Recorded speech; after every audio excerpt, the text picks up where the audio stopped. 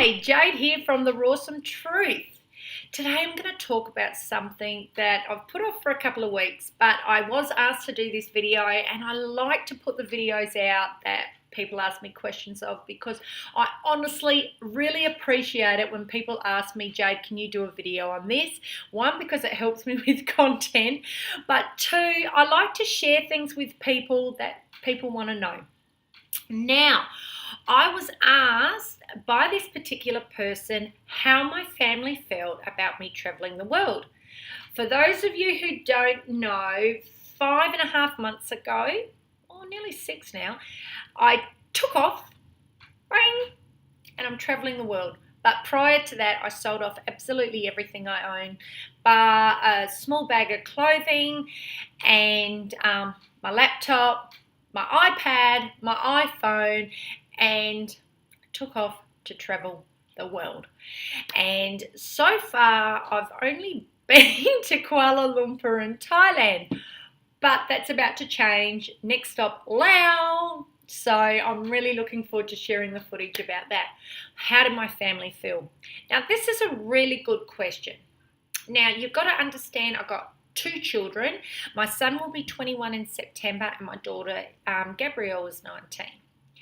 My children had both moved out of home, much to my disappointment. I really didn't want them to move out as young as they did, but if you have teenagers and whatever, you'll know they hit a certain age and there's not much that you can do about it.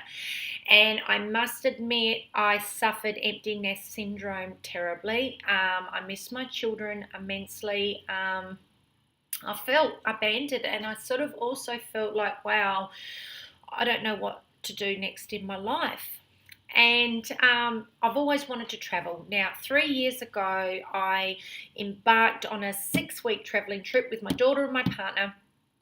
And we went to Kuala Lumpur, Japan, China. Where did we go after that? China, Vietnam, Cambodia. I think that's where we went. Anyway, so we went on this big sort of tour thing, and it was absolutely amazing.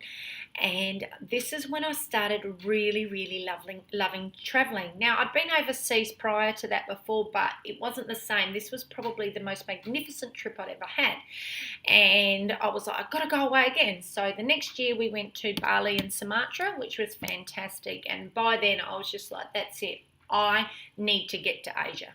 I wanted to get to Asia more than anything in the world. I want to live in Asia. And then my partner said, why do you just want to live in Asia? Why mess around? Why don't we travel the world? Let's just do this. He said, let's just get rid of everything. And if that's what you really want to do, let's do it. So we set our goals and we set our plan, and, you know, we started packing up our house. I had a massive house. I had a 6-bedroom home. I had plenty of crap in it. Like, I've raised 2 kids. I had all, you know, their leftover junk. And kids, when they move out of home, they just take what they want. They don't, you know, say, oh, I better help mum clean up the rest. No, that doesn't happen. Everything else just gets dumped. So I had all their stuff. We were what I would call professional hoarders. We had a lot of stuff. Like, we had 3 garages full of stuff, and we had to get rid of all of that. Everything, there was just stuff everywhere. So we got rid of all of that. We took off. We are minimalists. How do you go from a hoarder to minimalist? Well, we did. That's another video. Anyhow, how did my family react? Well, to be honest with you, my family never thought that I'd get rid of my stuff. So when they kept hearing me say, I'm going to go overseas, they just were like, yeah, she'll just go on another holiday, whatever. But then they started seeing that more and more stuff was going. Then I got rid of our home. We just decided we're going to go. And they said, that's when they started thinking, oh my God, mum's serious. And my own mother was like, oh my God, she's serious. And my mum knows me. She knows if I'm going to all of a sudden do something, it's happening. And she kept saying, oh, you won't go for that long. You won't go for that long. I bet you'll be back in a couple of months. You bet you'll be back. Well, it's been 5.5 months now, and I've got no plans on coming home anytime soon. So what has my family's reactions been? It's changed throughout the time. When I first left, my mum told me I was having a nervous breakdown. She said, you're probably having a midlife crisis, whatever. I don't know what's the matter with you. This isn't normal behaviour. What's normal behaviour? I don't know. But for me, I just said to her, I said, what do you mean it's not normal behaviour? I want to live my life. And she, okay. So Mum thought I'd lost my mind. My son just thought, yeah, Mum will end up being back. My son doesn't think too much about it. And my daughter was so happy for me. And my daughter's still being happy for me. She hasn't made any dramas about the whole situation. My son, on and off, puts guilt trips on me while I'm gone. It's just one of those things he does. He tries to make me feel guilty. I spoke to Mum about it the other day, and Mum has just been so cool, like really, really cool. And she's almost surprised me with how cool my mum has actually been. And I spoke to her on the phone, and I said, oh, Jacob said he's missing me and I should be here. And she said, no, he's just carrying on. She said, he's just playing games with you. She said, he's fine. He's been out on the weekend with his friends and blah, blah, blah. So, you know, sons will be sons, and he's always been a mummy's boy. He'll hate me for saying that, but he has. We've always had a very close bond. He's always been a mummy's boy. And, you know, I even said to him the other day, I said, Jacob, when I was here, I was lucky to see you once a week, and now you're making me feel bad. But, you know, that's what sons do. So that's been the reaction of my family. They're really the only people that I've had to take into consideration out of everything.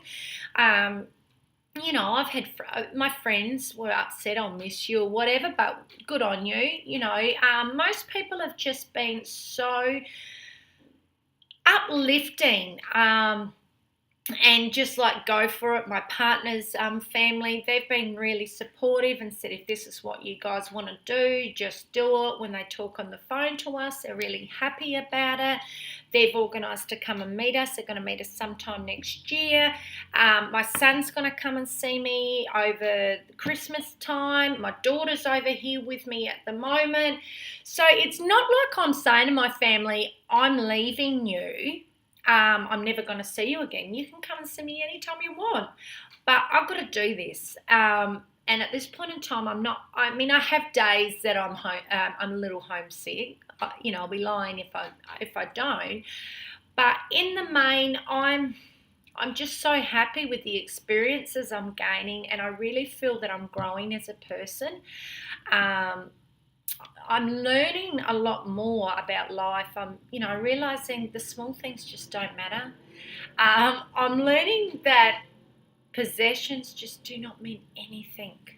They just mean nothing to me now, because the experiences that I'm gathering are just worth so much more. I'm just learning how big this world is. Like, you know, there's that song, It's a Small World After All, but my goodness, it's massive. Like, I've been in Chiangmai for a couple of months. I have been quite right through Thailand, most of Thailand, but I've been predominantly in Chiang Mai for a lot of my time, and I haven't even been right through Chiang Mai, and I do a lot of walking. I walk between 5 and 30 kilometres a day, and I just haven't seen it all. Like, anyway, I'm leaving on Wednesday, so what I haven't seen won't be seen, but I just want to say to anybody who is worried about their own family, look, I realise everyone's got different commitments and whatever, but if your children are at an age and they're looking after themselves, if this is something you're thinking about doing, just friggin' do it. Life is so, so short. I'm having the time of my life. Like, every day I just get up and I see different things. I learn different things. I'm growing as a person. It's just amazing. Don't stop yourself from traveling and use your family as an excuse. And I think a lot of people do that. Oh, but my mum's there, or my uncle, or whatever. Don't let fear Because fear's the only thing stopping you. Fear of, oh, if I sold my house, what am I going to have when I get back? Oh, what if I have no money? What if I can't get a job when I get back? All those things that go through your head. I understand because I've been through my head. But I really, in the end, I just thought, who cares? Like, when I die, watch my greatest regrets of the dying video. I'm going to link it below. When I die, I don't want to have regrets. I don't want to sit there and go, gee, I'm so happy that I just stayed living the same mundane life. I'm not mediocre. I'm above average. I'm traveling the world. If you want to do it, just do it. I hope this answered your question. I can't answer for you how your family are going to react, but that was the reaction of my family. If you want to do it, just do it. Thanks for watching. Subscribe to my channel, like my video, and most importantly, love life, live free. Bye for now. I can see clearly now.